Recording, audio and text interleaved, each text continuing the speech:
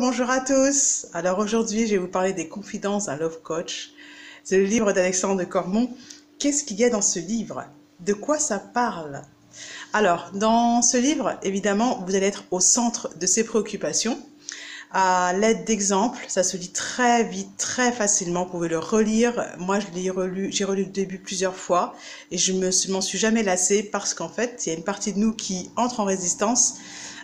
Par moment, on a des choses qu'on n'a pas envie d'entendre, mais on sait qu'au fond de nous, que évidemment, le couple ne rend pas heureux. Il ne s'agit pas d'être en couple pour être heureux, et que si on n'est pas capable d'être en joie, d'être heureux par soi-même, seul, sans l'autre, ça va être compliqué.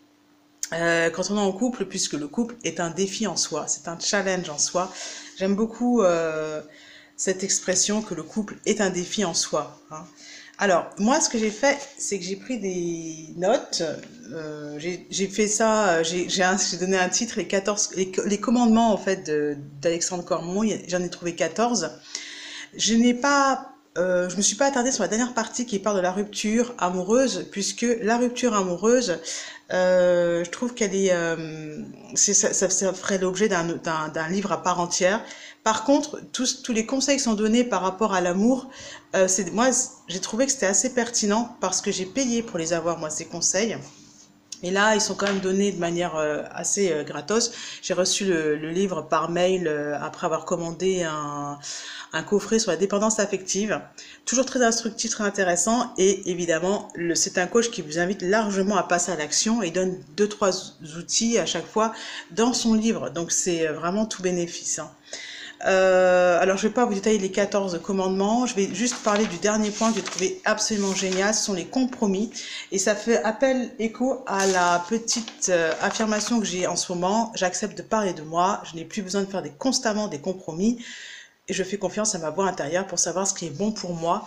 C'est carrément lié à la confiance en soi. Donc, on va aborder tous les domaines que l'on a dans le développement personnel à travers ces livres.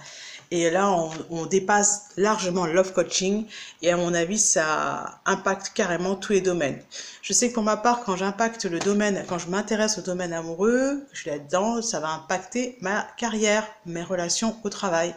Après, c'est peut-être que ça fonctionnera pas comme ça pour vous, mais voilà pourquoi j'avais envie de lire ce livre. Alors, la communication, c'est un sujet qui mériterait aussi un bouquin à part entière. En tout cas, il en parle que bon, on est sur la notion de Gary Chapman, les 5 langages de l'amour, c'est-à-dire que la communication n'est pas uniquement verbale. Voilà, les projets communs.